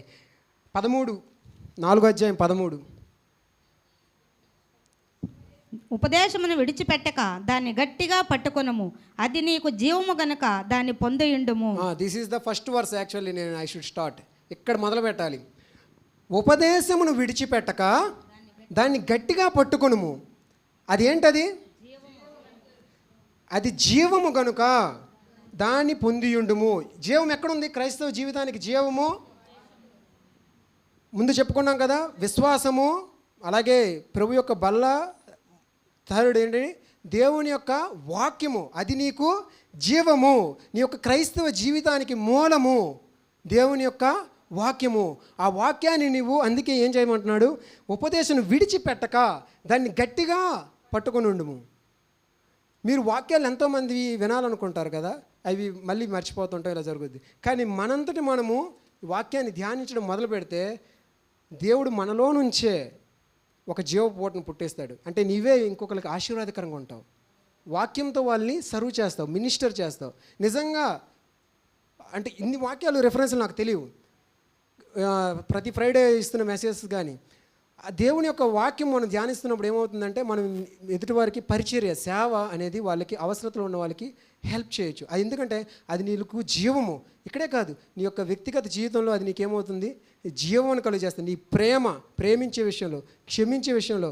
అందరికీ తెలుసు క్షమించాలని చెప్పి అందరిమందికి తెలియదు, కానీ ఎంతమంది క్షమించకుండా ఇంకా బ్రతుకుతూ ఉన్నాం. కారణం ఏంటంటే ఆ వాక్యం నీలో అది జీవము. ఆ వాక్యం నీలో నువ్వు నెమరు వేస్తూ ధ్యానిస్తూ దాన్ని నువ్వు పొంది ఉంటే, దాన్ని విడిచిపెట్టక గట్టిగా పట్టుకుంటే నీలో నుంచి అటువంటి ఆ జీవాన్ని అది ఉద్భవింపజేస్తుంది. అది విత్తనం అండి. ఆ విత్తనం మీ హృదయంలో ఉంటే మిమ్మల్ని జీవింపజేస్తుంది. Nothing more than that. ఆ విత్తనాన్ని మీరు హృదయంలో పెట్టుకోవాలి.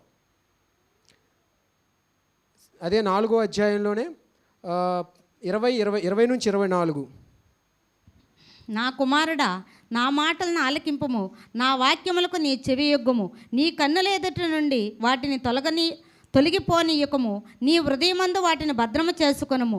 దొరికిన వారికి అవి జీవమును, వారి సర్వశరీరమునకు ఆరోగ్యమును ఇచ్చును. నీ హృదయంలో నుండి జీవధారలు బయలుదేరును. కాబట్టి అన్నిటికంటే ముఖ్యముగా నీ హృదయమును భద్రముగా కాపాడుకొనుము.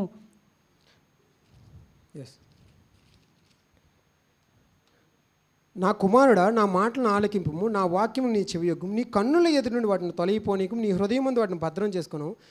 22, దొరికిన వారికి అవి జీవమును, వారి సర్వ శరీరమునకు ఆరోగ్యమును ఇచ్చును. శరీరంలో గుండెకు ఆరోగ్యం ఇచ్చును అని రాయబడిందా? లివర్కి ఆరోగ్యం ఇచ్చును అని రాయబడిందా? ఎముకలకు ఆరోగ్యం ఇచ్చును అని రాయబడిందా? సర్వ శరీరమునకు ఆరోగ్యం ఇచ్చును. దేవుడి మాటలు ఊరికే రాజకీయాల్లో మేము ప్రకటిస్తారు కదా, మేము ఇది చేస్తాం అది చేస్తామని. కొంతమంది చేస్తారు, కొంతమంది చేయలేకపోవచ్చు. కానీ దేవుని వాక్యం అలా కాదే. జరుగుద్ది అంతే. ఆ వాక్యము ఇది జరుగుద్ది కాదు, ఆ వాక్యం యొక్క నేచర్, స్వభావం అలాంటిది. ఏంటి? ఆయన వాక్యము నీ సర్వ శరీరమునకు ఆరోగ్యము కలుగు చేస్తుంది. నీ శరీరంలో ఏ ఇబ్బంది ఉన్నప్పటికి కూడా అక్కడ నీకు జీవాన్ని ప్రసరింపజేస్తుంది. ఎందుకంటే ఆ వాక్యము జీవము గనుక. అక్కడ ఉన్నమాట. నేనేమి దాన్ని ఎమోషనలైజ్ చేయట్లేదు, మీకు విజువల్ ఏమంటారు దాన్ని ఎఫెక్ట్స్ యాడ్ చేయట్లా, దాన్ని మనం అలా చదవట్లేదు. కాకపోతే ధ్యానిస్తుండగా జరుగుద్ది. ఆ వాక్యం నాకు జీవము కనుక నాకు ఆ హిప్ పెయిన్ ఉంది కదా, తెలుసు కదా, నా సర్వ శరీరానికి ఆరోగ్యం కలుగు చేస్తుంది. ఈ వాక్యం జీవము కనుక నా సర్వ శరీరానికి ఆరోగ్యం కలుగు చేస్తుంది అనుకొని మనం ధ్యానిస్తుండేటప్పుడు అందులో ఉన్నటువంటి మాటలు కొన్ని మాటలు మనకి బైబిల్లో చదివినప్పుడు అర్థం కావు. అవి కూడా రాసుకొని ధ్యానిస్తుండేటప్పుడు ఆ అర్థం అనేది మనకి బయలుపడుతుంది. అది మొదట మన హృదయంలో ముద్రించబడుతుంది. కాబట్టి ఇంకొక రోజు ఇంకో అధ్యాయం చదివేటప్పుడు, ఇంకో బుక్ చదివేటప్పుడు, లేదా ఇంకో మెసేజ్ వినేటప్పుడు, ఇంకో ఫ్రెండ్ని కలిసేటప్పుడు దాని యొక్క అర్థము ఓ ఇదా అని బయటపడుతుంది. సో ఆ వాక్యం జీవము కనుక నీ సర్వ శరీరానికి, ఎంతమంది అయితే రోగంతో ఏదైనా బాధతో ఈ కాలంలో ఎవరు నొప్పులు లేకుండా ఉంటున్నారు కదా, ఈ వాక్యాన్ని మనం డైలీ మెడిటేట్ చేద్దాం. ఇది నా జీవితంలో నేను నమ్ముతున్నా. నేను ఎంతవరకు మెడిసిన్స్ వాడాలి, ఆల్రెడీ మొన్న మంగళవారం సాక్షి చెప్పా, మెడిసిన్స్ ఆపేయండి అన్నారు. కంప్లీట్ నేను క్యూర్ అవ్వలేదు ఇంకాను, బట్ నాకు మెడిసిన్స్ అవసరం లేదు. ఆ స్టేట్కి వెళ్ళాను. అంటే ఒక అడుగు దేవుడు నన్ను పైకి తీసుకెళ్ళాడు. నేను నమ్ముతున్నా వాక్యం జీవం కనుక, సర్వ శరీరానికి జీవం కనుక నేను ఇంకేం చేయలేదు, దీనికోసం ఎడిషనల్గా నేనేం చేయలేదు. ఆ వాక్యం నాకు, ఇది అందరికీ తెలిసిన సత్యమేనండి, మనం ఎక్సర్సైజ్ చేయట్లేదు. వాక్యం నీకు సర్వ శరీరంకు జీవం కనుక అది మీ హృదయంలో భద్రపరచుకోండి. సో నీ హృదయంలో నుంచి జీవదారులు, ఎప్పుడైతే నీ హృదయంలో ఉందో 23, నీ హృదయంలో నుంచి జీవదారులు బయలుదేరిన కాబట్టి అన్నిటికంటే ముఖ్యంగా నీ హృదయమును భద్రంగా కాపాడుకొనుము.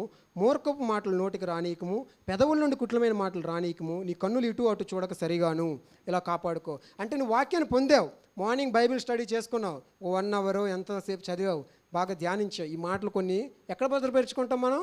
హృదయంలో భద్రపరుచుకుంటాం. దాన్ని తీసివేయడానికి మనం ఆల్రెడీ ఉపమానాల్లో చదివాం కదా, రాతి నేల, పక్షులు వచ్చి తీసుకెళ్ళిపోతాయి, ఐహిక విచారాలు వచ్చి చేస్తాయి. ఇవన్నీ జరగకుండా అది ఎలా అంటే కొన్నిసార్లు మనం మనల్ని కోపం తెప్పించే మాటలు వచ్చే సిచ్యువేషన్స్ వస్తాయి. నీ నోటిని కాచుకో. అలాగే వ్యర్థమైన వాటిని చూడాలనిపిస్తుంది. అంతా ప్రేయర్ చక్కగా అయిపోయిన తర్వాత ఇంటికి వెళ్ళి ఫస్ట్ చర్చ్ గేట్ దాటాక మనకి తీయాలనిపించేది ఏంటి? ఫస్ట్ బండికి ఇస్తే మొబైలా, అప్డేట్స్ ఏమున్నాయి, ఇవన్నీ నీ కన్నులు. ఎందుకంటే ఈ విల్ అటాక్. దేవుడు వాక్యము ఎంతగా విస్తృతం అవుతుందో సోషల్ మీడియాలో, అదే సోషల్ మీడియాను సాతాను కూడా వాడుకుంటున్నాడు. ఆ హీరోయిన్కి ఇలా అయింది, ఆ హీరోకి ఇలా అయింది, లేకపోతే ఆ రాజకీయ నాయకుడు అక్కడ ఇచ్చే కొటేషన్ వేరు, లోన్ చదివితే ఇంకోటి పవన్ని క్షమాపణ అడిగాడని ఒకరు అంటారు, చదివితే అక్కడ అదేమి ఉండదు. ఇలా నిన్ను అటాక్ చేయడం. నీ కన్నుల్ని సూటిగా కాపాడుకో, నీ నోటిని వ్యర్థమైన మాట్లాడకుండా కాపాడుకో, నీ హృదయాన్ని. ఎందుకంటే నీ హృదయంలో నుంచి ఏమొస్తాయి? జీవపు ధారలు బయలుదేరినాయి. ఎందుకు? నీ హృదయంలో ఏముంది? దేవుని యొక్క వాక్యం ఉంది. ఆ వాక్యం నీ హృదయంలో భద్రపరుచుకుంటూ వెళ్ళేటప్పుడు నువ్వు ఒక రేడియేటర్ లాగా ఉంటావు. అంటే నీ నుంచి ఒక రేడియో ధార్మికత, అంటే ఎదుటి వాళ్ళకి ప్రభావితం చేయగలిగేటటువంటి రేడియేషన్ మన నుంచి వస్తుంది, ఖచ్చితంగా వస్తుంది. ఆ రోజుకి కావాల్సినటువంటి అవసరం నీకు ఖచ్చితంగా తీరుతుంది, దాంట్లో డౌటే లేదు. ఆ రోజు మీకు ఒక సందేశం చెప్పమనొచ్చు, లేకపోతే ఒక స్థితిలో ఒక పరిస్థితిలో ఉన్న వ్యక్తిని మీరు కలవచ్చు.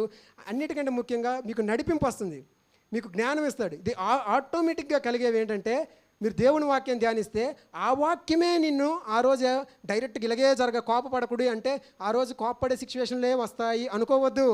ఏమని ఉంటుందంటే, ఆయన వాక్యాన్ని ధ్యానించేవాడు తన కాలమందు ఫలమిచ్చు చెట్టు వలె ఉంటాడు. అది ఎవర్ లాస్టింగ్. మీ జీవితంలో మార్నింగ్ లేచిన నుంచి నైట్ పడుకునేంత వరకు కూడా మీరు జరుగుతున్న ప్రతి సమయంలో సిచ్యువేషన్లో నువ్వు ఎలా ఉంటావు? ఫలమిచ్చే చెట్టు వలె ఉంటావు. ఆ వాక్యాన్ని ధ్యానించడం వల్ల నీకు ఏదైతే హృదయానికి తాకిందో ఆ మాటను ధ్యానించడం వల్ల నీకేమవుతుందంటే, నువ్వు నీ కాలమందు ఫలమిచ్చి చెట్టు వలె ఉంటావు. ఆ వాక్యం నీకు డైరెక్ట్గా హెల్ప్ అవ్వకపోవచ్చు, బట్ నువ్వు చేస్తున్న పని గాడ్స్ స్పిరిట్తో నువ్వు ముందుకెళ్తున్నావు కనుక నువ్వు చేసే పని ఏదైతే ఉందో అది సఫలమవుద్దండి. మీరు చేసే ప్రతి ప్రయత్నము సఫలమవుద్ది. నేను ఇది జనవరి లేదా అంతకంటే ముందే స్టార్ట్ చేశాను. ఉదయమే లేచి, అప్పటి వరకు పిల్లలతో కష్టమయ్యేది, లేవలేకపోయాను. ఉదయం నేను లేచి 5 గంటలకు లేచి దేవుని సన్నిధిలో గడిపి మొదలు పెడుతుంటే నేను చేసిన ప్రతి పని సఫలమైంది అనుకుంటున్నా. ఎందుకంటే 10-12 కేజీల పైన బరువు తగ్గా.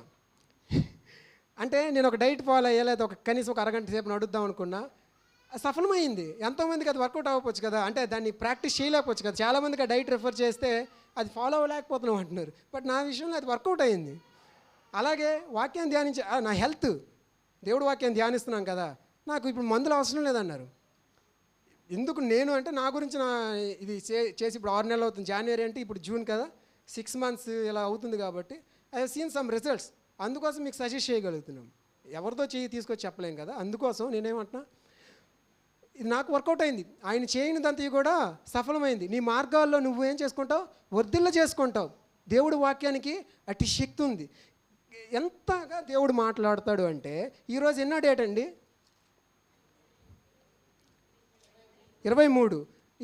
ఈరోజు నేను చదవాల్సిన ప్యాసేజ్ 23. అంటే సామెతలు 31 సామెతలు ఉంటాయి. ఎవరో సజెస్ట్ చేశారు, అది మంచిదే అనిపించింది. రోజుకు ఒక అధ్యాయం చదవమని అంటారు. ఈరోజు 23 సామెతలు 12 వచనం చూడండి ఏముందో. సామెతలు 23:12. ఉపదేశము మీద మనసు నుంచుము, తెలివిగల మాటలకు చెవి యొగ్గుము. ఈరోజు నా టాపిక్ ఇదే, ఉపదేశం మీద మనసు నుంచుము. అంటే నువ్వు నీ మనసులో ఉన్నదాన్ని కూడా రిఫర్మ్ చేస్తారు, కన్ఫర్మ్ చేస్తారు. మొన్న నేను ఒక ప్యాసేజ్ చదువుకొని ఫ్రైడే సువార్త ఎవరికైనా చెప్పాలి, లేకపోతే ఎవరైనా కొత్త ఆత్మలు తీసుకురావాలనుకుంటే, ఈరోజు సువార్త ఆ రోజు ఫ్రైడే ప్రేయర్ మెసేజ్ సార్ ఏం చెప్పారంటే, ఆత్మల పట్ల భారం కలిగి ఉండాలని చెప్పి. అంటే దేవుడు మనకి మన హృదయంలో పెట్టిన భారానికి కన్ఫర్మేషన్ వస్తుంది. ఫస్ట్ మనతో ఇండైరెక్ట్ ఇన్సైడ్ మాట్లాడే మాటలకి ఎక్కడి నుంచి మీకు ఏమొస్తుంది, కన్ఫర్మేషన్ వస్తుంది. మీకు ఒకటి ఉంటుంది కదా, యోహాను రాసిన పత్రికలో, మీకు మీ అభిషేకం మీ మీద ఉంది కాబట్టి ఒకరు మీకు బోధించనక్కర్లేదు, ఆ అభిషేకమే మీకు బోధిస్తుంది. అలాగని చెప్పి పాస్టర్స్ అవసరం లేదని కాదు, మీలోన బోధనకి, మీకు జరిగేటటువంటి బోధనకు ఈ వాక్యము మిమ్మల్ని ఏం చేస్తుంది, స్థిరపరుస్తుంది. Affirmation, yes it is from me అని. తర్వాత సార్ ఇంకోటి చెప్పారు ఏంటంటే, సాంఘిక సేవ కూడా కలిగి ఉండాలి. అప్పుడు నా మనసులో ఇక్కడ ఏమనుకున్నానంటే, ప్రభువా ఈ భారము ఇది కూడా నాకు నువ్వెప్పుడు చెప్పలేదే, అంటే ఆ భారంగా తెలియజేయలేదే నా హృదయంలో అనుకుంటే, నెక్స్ట్ డే చాప్టర్ నిన్న 8 అధ్యాయం చదివితే, ఈ మొదట మనం చదువుకున్నది అదే ఏంటంటే, ఈ కృప విషయంలో అంటే దాతృత్వ విషయంలో మీరు ఎలా అయితే వాక్యమందు, జ్ఞానమందు, ఉపదేశమందు ఎదుగుతున్నారో, ఈ దాతృత్వం అనే విషయంలో కూడా మీరు వర్ధిల్లాలని కోరుకుంటున్నాను. Friday night same message, it is confirmed with in no time. So మీరు ఏం చేయాలన్నప్పటికి కూడాను దేవుడు వాక్యం ఏం చేస్తుంది, మీకు వర్ధిల్లింపజేస్తుంది. ఒకసారి 2 కొరింథీ 10వ అధ్యాయం 9వ అధ్యాయం 10వ వచనం చూద్దాం. కొరింథీకి రాసిన 2వ పత్రిక 9వ అధ్యాయం 10వ వచనం. విత్తువానికి విత్తనమును, తినుటకు ఆహారమును దయచేయి దేవుడు మీకు విత్తనము దయచేసి విస్తరింపచేసి, మీరు ప్రతి విషయంలో పూర్ణోద్ధార్యము భాగ్యము గలవారగునట్లు మీ నీతి ఫలములు వృద్ధి పొందించును. అక్కడ చూడండి, ఆ విత్తనం దయచేసి ఆ విత్తువానికి విత్తనమును తినుటకు, అదే మాట, ఆహారమును దయచేయి దేవుడు మీకు విత్తనము దయచేసి విస్తరింపచేసి, మీరు ప్రతి విషయంలో పూర్ణోదార్య భాగ్యము గలవారగునట్లు మీ నీతి ఫలమును వృద్ధి. అంటే మన యొక్క నీతి క్రియలు ఏవైతే ఉన్నాయో, ప్రేమ, క్షమ, సహనం, ఇంకా విశ్వాసం, వాటెవర్, దాతృత్వం, ఇవన్నీ కూడా అవి నీతి ఫలములను ఈ వాక్యం ద్వారా దేవుడు ఏం చేస్తాడు, వృద్ధింపజేస్తాడు, వృద్ధి చేస్తాడు. అలాగే 8వ వచనం ఉంది, అన్నిటి యందు ఎల్లప్పుడూ మీలో సర్వసమృద్ధి గలవారై ఉత్తమమైన ప్రతి కార్యమును చేయుటకు దేవుడు మీ ఎడల సమస్త విధములైన కృపను విస్తరింపజేయగలడు. ఈ మాటలన్నీ మనం చదివేటప్పుడు, ఈరోజు నేను మెసేజ్ ఇవ్వాలి, నేను డెలివరీ చేయగలనా లేదా అనుకునేటప్పుడు ఈరోజు చాప్టర్ అది యాక్చువల్లీ ఏంటి, అన్నిటి యందు ఎల్లప్పుడూ మీలో మీరు సర్వసమృద్ధి గలవారై ఉత్తమమైన ప్రతి కార్యము చేయుటకు. ఈ కార్యము ఉత్తమమైనది, మీకు ఇది స్టాండర్డ్ అనమాట, దేవుడిచ్చిన గ్యారంటీ. ఉత్తమమైన ప్రతి కార్యము చేయుటకు దేవుడు మీ ఎడల సమస్త విధములైన కృపను విస్తరింపజేయగలడు. మీరు ఏదైనా ఉత్తమమైనది, దేవుని చిత్తమైనటువంటి కార్యం చేయాలనుకున్నప్పుడు ఆ కార్యాన్ని దేవుడు మీ ఎడల విస్తరించే. అంటే ఇది ఎందుకు చదివించాను, ఈ చదవమన్న ఈ మాట ఈరోజు నేనున్న సిచ్యువేషన్కి దేవుడు మాట్లాడిన మాట. సో అనుదినము మనం ధ్యానించినప్పుడు మనం ఆ రోజుకి కావాల్సినటువంటి అవసరతని, సమాధానాన్ని పొందుకుంటాం. ఇప్పటి వరకు మనం బైబిల్ మెడిటేషన్ చేయడం వల్ల ఆధ్యాత్మికంగా కలిగేటటువంటి లాభాలను చూసాం. ఇప్పుడు ఎక్స్పీరియన్సెస్తో ఎలా మనకి ఇది అవుతుందంటే బైబిల్ మనం చదివేటప్పుడు అది మనకి వ్యక్తిగతం అవుతుంది, పర్సనల్ అవుతుంది. అంటే నేను నిన్ను ప్రేమిస్తున్నాను అని దేవుడు చెప్పాడు అనుకోండి, మీరు సిన్సియర్గా మాటను ధ్యానించేటప్పుడు ఏమవుద్దంటే అది మీకు జయం అవుద్ది. అంటే దేవుడు నన్ను ప్రేమిస్తున్నాడు, అది మీకు రియల్. ఇప్పుడు దేవుడు నిన్ను ప్రేమిస్తున్నాడు అని చందు బ్రదర్ నేను చెప్పాను అనుకోండి, చందు బ్రదర్ కాదు లోకేష్ నేనే చెప్పాను అనుకోండి, నేను పెద్ద ఫీల్ అవ్వవచ్చు, ఊరికే చెప్తున్నా. సపోజ్ నేను అన్మ్యారీడ్, ఎవరైనా ఒక అలా చెప్తే బాగోదు ఇక్కడ, ఒక మోడీ ప్రధాని వచ్చి నేను నిన్ను ప్రేమిస్తున్నాను అనుకోండి, అప్పుడు ఏమవుతుంది, చాలా హ్యాపీ అయిపోతాను కదా. ఎందుకు అది మోడీ ప్రేమించడంటే నాకు చాలా బెనిఫిట్ వస్తుంది, అది వస్తుంది, ఇది వస్తుంది, అది రియల్. మోడీ కనబడుతున్నాడు ఎంత కూడా. ఇప్పుడు దేవుడు వాక్యాన్ని చదివేటప్పుడు కూడా అదే జరుగుద్ది.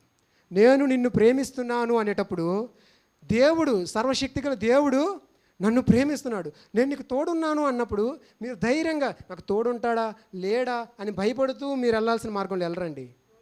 దేవుడు నాకు తోడుంటాను అన్నాడు, తోడుంటాడు.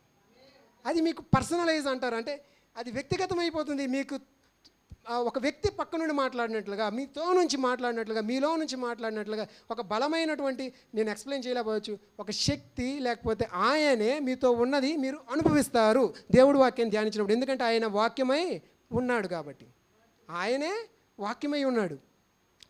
రెండోది, God's word will be intensive. అదే మీకు ఎంత శక్తిగా కనబడుతుంది. ఇదిగో నేనును దేవుడు నాకు ఇచ్చిన పిల్లలు అన్నప్పుడు ఆ మాట నాకు చాలా, నా పిల్లలు అంటున్నాడు రా దేవుడు నన్ను, నేను ఆయన పిల్లల్ని, అది కూడా ఆయనకి ఎవరిచ్చాడు, దేవుడు ఇచ్చాడు. అంటే దేవుడి దృష్టిలో నేను ఎంతో విలువైన వాడిని. ఇంకో మాట, మీరు మీ సొత్తు కారు, యెషయా గ్రంథంలో నీవు నా సొత్తు అయి ఉన్నావు. ఇలాంటి మాటలు, మీ దేహం దేవుని ఆలయమై ఉంది, మెట్టుకు ప్రభువైన యేసుక్రీస్తుని ధరించుకొనిన వారై, ఇలాంటి మాటలన్నీ కూడా మీ దేహం దేవుని చెప్పా కదా. మీరు మీ సొత్తు కారు, మీరు నా సొత్తు అన్నాడు.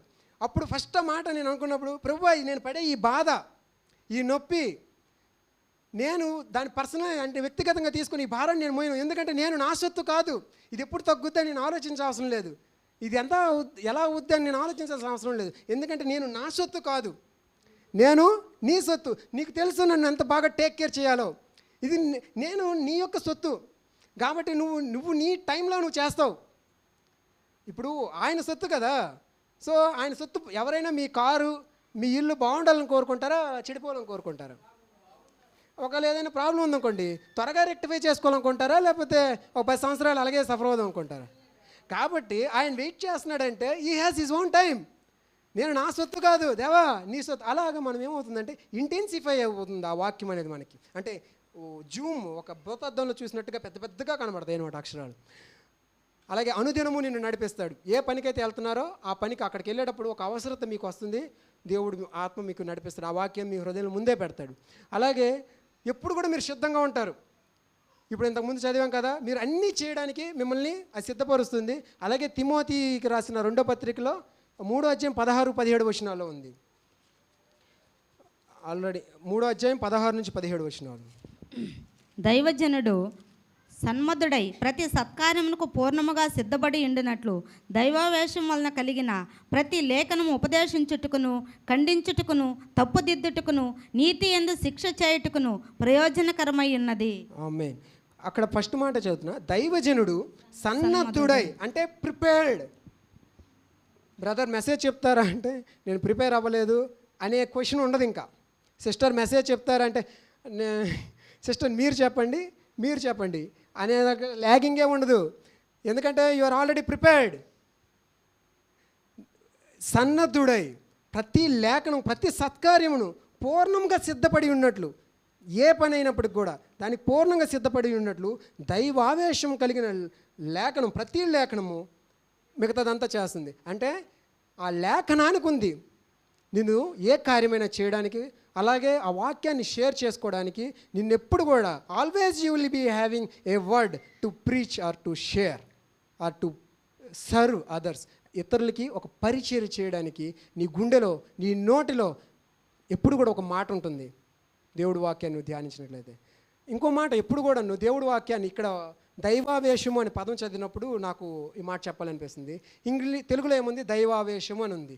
ఇంగ్లీష్లో బాగుంది, ఏముందంటే ISV, ఇక్కడ కాదు ఇంటర్నేషనల్ స్టాండర్డ్ వెర్షన్లో ఏముందంటే గాడ్స్ బ్రీత్ దైవ ఆవేశం అంటే ఏంటి? అంటే ఆయాసం కదా, అదే ఆవేశం అని తెలుగులో రాసేటప్పుడు రాస్తాం. ఇదేంటిది? బ్రీత్. దేవుని యొక్క వాక్యము ప్రతీది కూడా ఆయన శ్వాస వలన కలిగింది. మీకు ఎప్పుడైనా ఊపిరాడని పరిస్థితులు వస్తున్నాయా మీ జీవితంలో?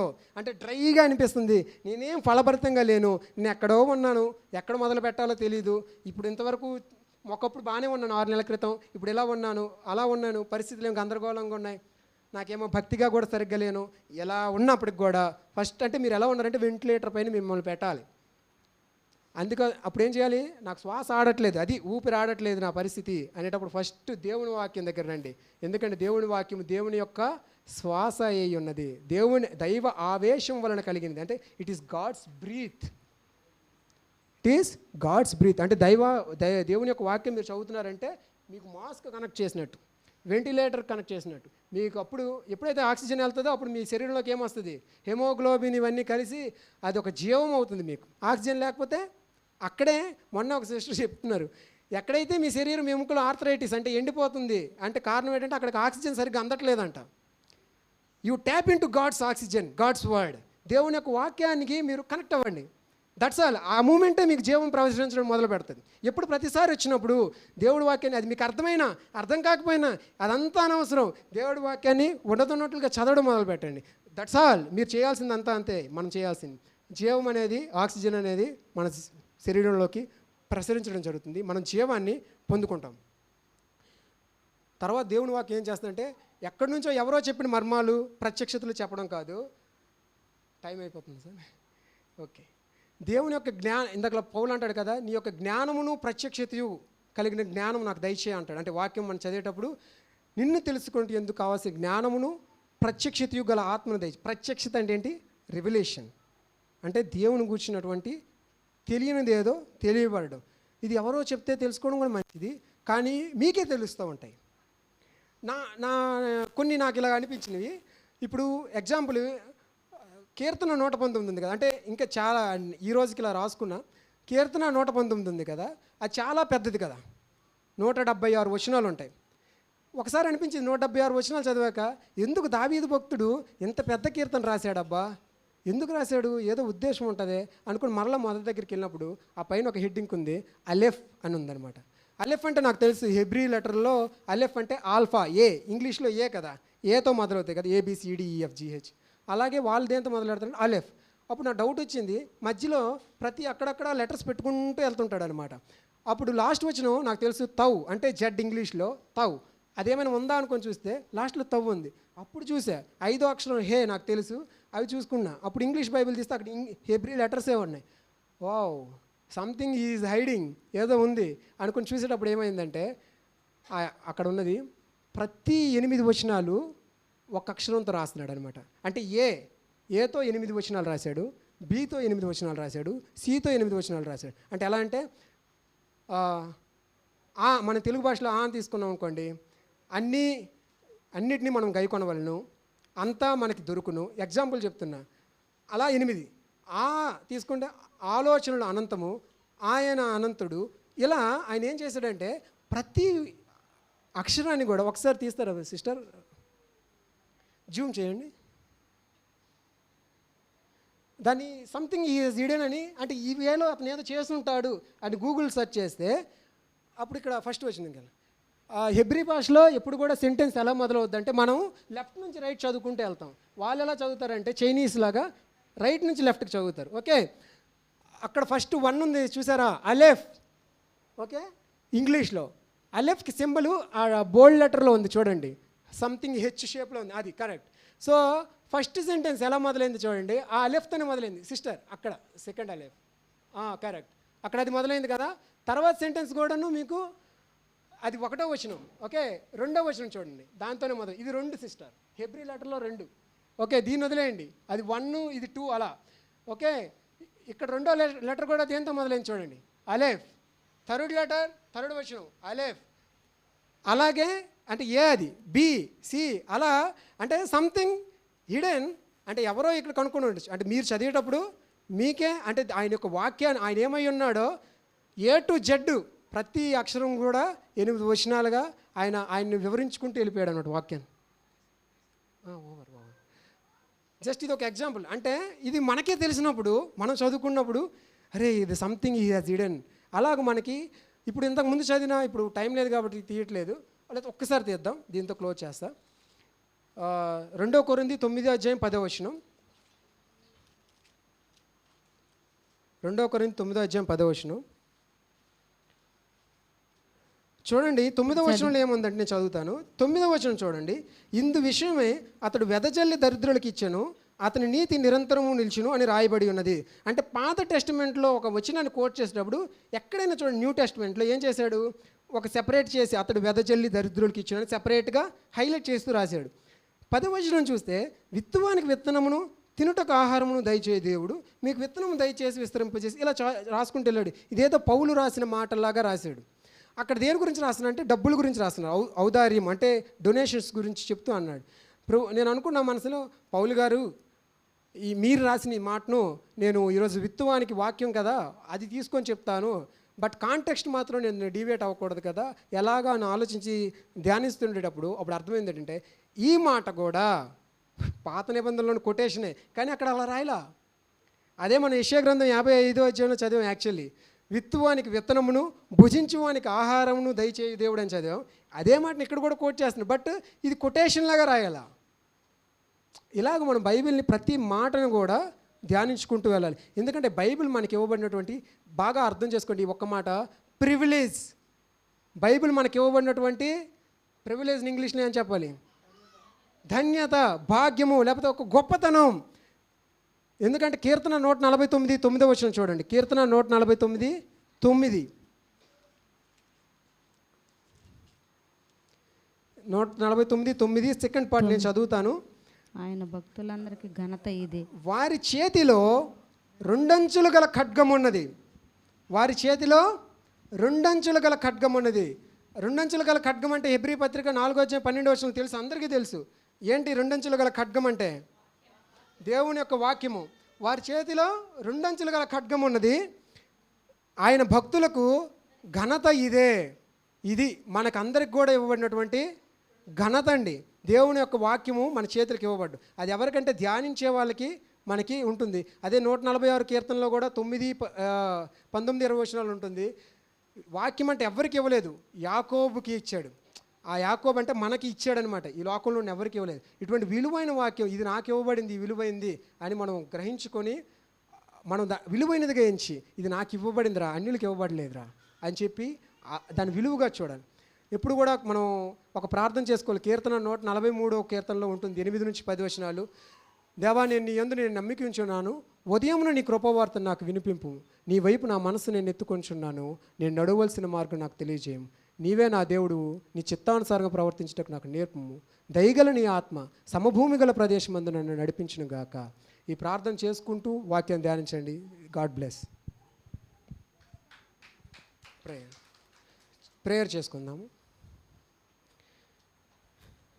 పరిశుద్ధుడా, ప్రేమ కలిగిన మా తండ్రి, నీకు స్తోత్రాలు, వందనాలు చెల్లించుకున్నాం ప్రభువా.